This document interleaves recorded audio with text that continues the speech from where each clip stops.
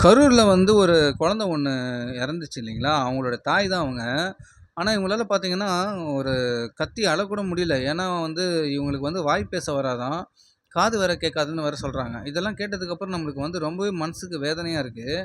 2வது விஷயம் பார்த்தீங்கன்னா, நம்ம வீட்ல ஏதாவது ஒரு துக்க செய்தின்னா நம்ம அழுது மனச தேத்திப்போம். ஆனா, இவங்களால அது கூட பண்ண முடியல. ரொம்ப இந்த வீடியோ பார்க்கும்போது நம்மளுக்கே ரொம்ப மனசுக்கு வேதனையா இருக்குது.